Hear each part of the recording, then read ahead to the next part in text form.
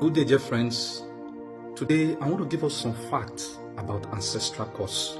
I know some persons we have problems with that, but I just want you to follow my line of thought and let us be enlightened and educated about that. The first fact about ancestral curse is ancestral curse does not exist.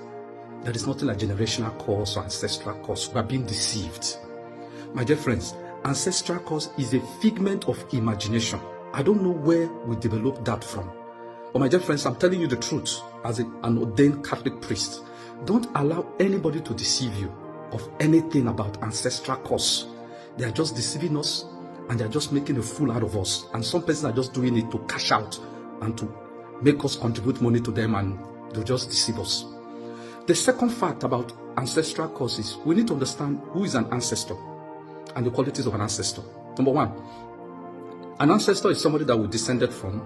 Then the qualities of an ancestor are resilience, courage, wisdom, good character, cultural knowledge, and heritage. What it means is that not everybody is qualified to be called an ancestor. There are some persons that we descended from, we don't call them ancestors because of their way of life.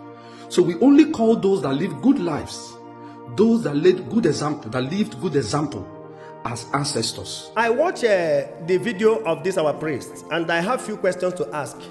Father, please, I would like you to throw some lights on this particular question or some questions.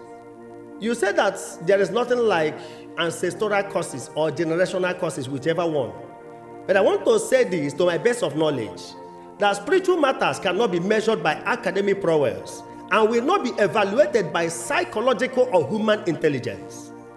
Father, I want you to elaborate, please. Some parents offended their parents, and their parents laid curses on them, and those curses were not broken. As a result of the curses, their own children started misbehaving, and they also laid curses on their own children, and it continued until a particular generation will break that curse. Where do we categorize that? Is that not a generational curse?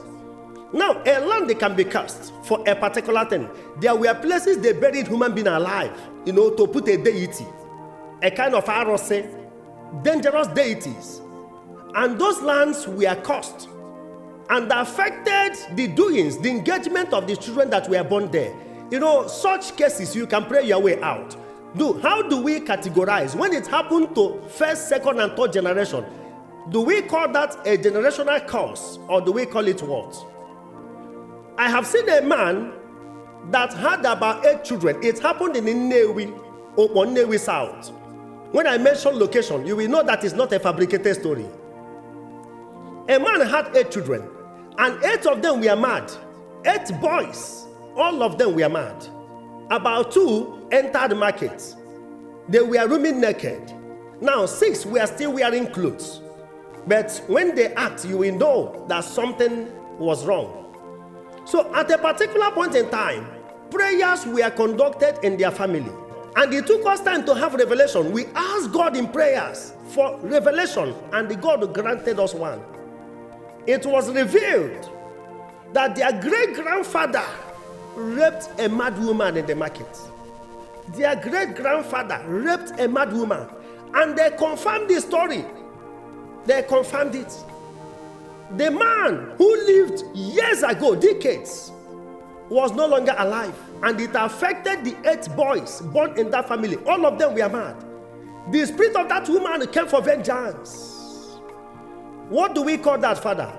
Is it a generational curse or what? It affected the children. They were not the cause. They were not the architect of their problems. In such a case, one can pray his or her way out. But I want to know, how do we categorize that? Which kind of curse is that? The word the curse, is it in existence? If it is, how do we categorize present and generational curses? There are children that inherited cursed wealth. Yes, they inherited cursed wealth. Maybe their father, was involved in an occultic home, dreaded cults. They shed human blood to make wealth. And they inherited such wealth. It affected their destinies. It affected the families. A lot of things happened. So how do we categorize that? And it happened over and over again to various generations. Do we call that ancestral causes or what? Because when you talk about ancestors, An ancestor, anybody who dies today, by tomorrow, that person is an ancestor. Yes, it must not reach 50 or 100 years. Anybody who dies today has joined the ancestors. I don't in any way support the way some hoodlums, some intruders merchandise the gospel these days. Every little thing, generational cost, they will charge money, they will demand for olive oil, they will demand for salt, they will demand, I don't support that. But that will not negate the fact that we don't have curses. We have generational curses. That's my own humble submission. And we should not forget that spirits do not die. They live forever, either eternal damnation or eternal life. So I want you to elaborate further, throw more light for the sake of clarity. My name is Brother Paul Ichibo. May God bless you. The principles that Jesus advocated, and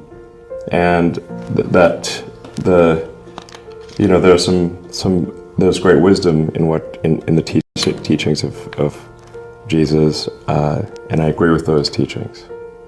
And things like turn the other cheek are very important, because as opposed to an eye for an eye leads everyone blind.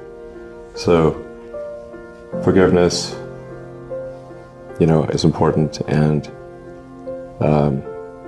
treating people as you would wish to be treated. Love thy neighbor as thyself. Very important. I believe in the God of Spinoza.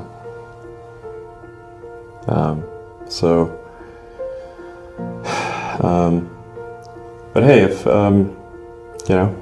if Jesus is saving people, I mean, I wouldn't stand in his way. I'll be sure, I'll be saved. Why not? Sweet, we did it. Yeah. I think he just said yes. We got him. All right, we got him. We got him. Back to being saved. Sounds good.